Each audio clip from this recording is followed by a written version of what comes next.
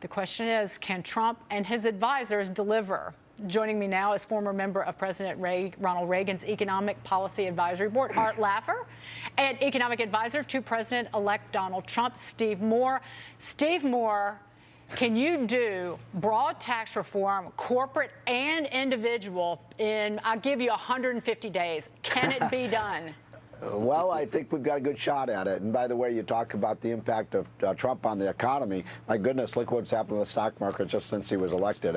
It's clear that investors are very pumped up about this Trump agenda. A big question about whether you move forward just with a business tax cut or you do what Chairman House Ways and Means Committee Chairman Kevin Brady wants to do, which is do the whole big boom, do the whole tax package all at once. I'd love Arthur Laffer's advice on that. But look, if we can get this tax cut passed this year, I think it's going to be a huge stimulus for the economy. I do think we get to 4% growth.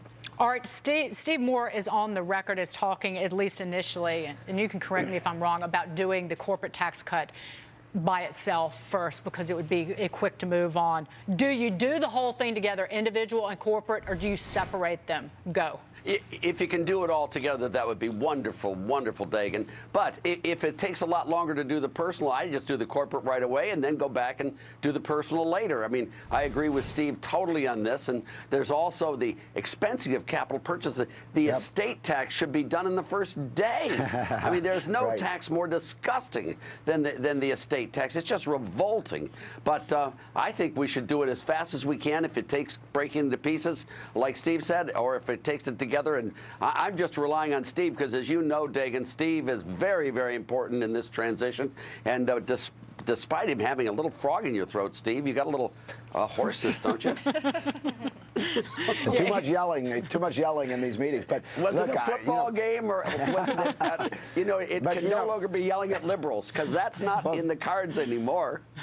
Well, just to be very serious about this for a minute, we look at what happened when you guys put the Reagan tax cut through. You signed that into law in the August, right, of the first year in office. Yes.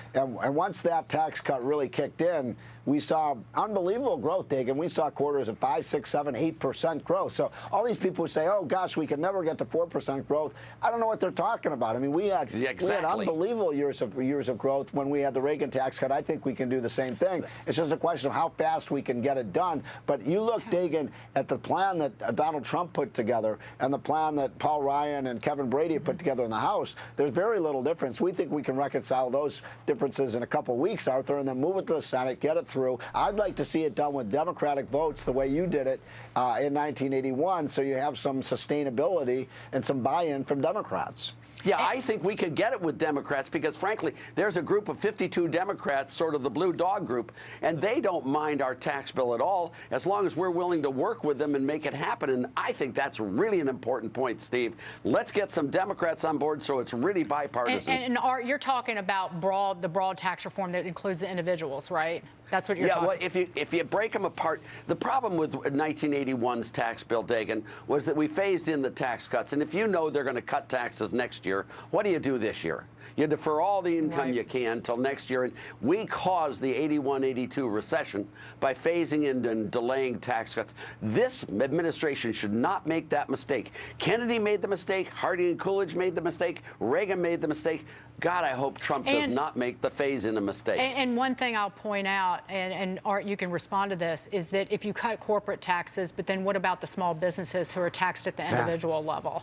You want to hand out the goodies, so to speak, to all business owners. Yes, you sure do. And what Steve says is correct. And the pass-through one, which would put their tax rates at 15% as well, I think is very, very important. But, you don't have to do everything in one big gobble, Dagan.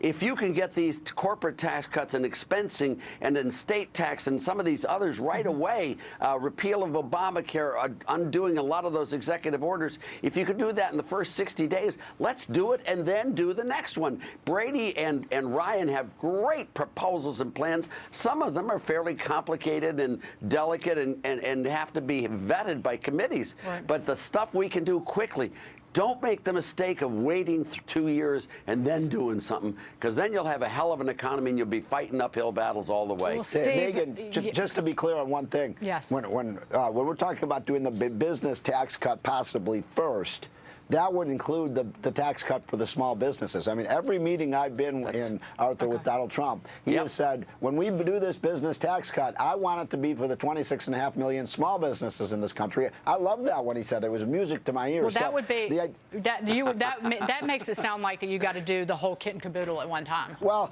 but then you do the individual look. For personal income taxes, you do for workers, and obviously we want to deliver a big tax cut for working class people as well. But you do that on possibly a second tier. Now, look, again, if Kevin Brady and the members of Congress think they can get the whole kit and caboodle done in one big swoop, I'm in favor of that. I'm not necessarily advocating one or the other. I'm just saying there's two possible tracks here to go. Steve, real quick, one thing the Democrats love talking about, that's spending.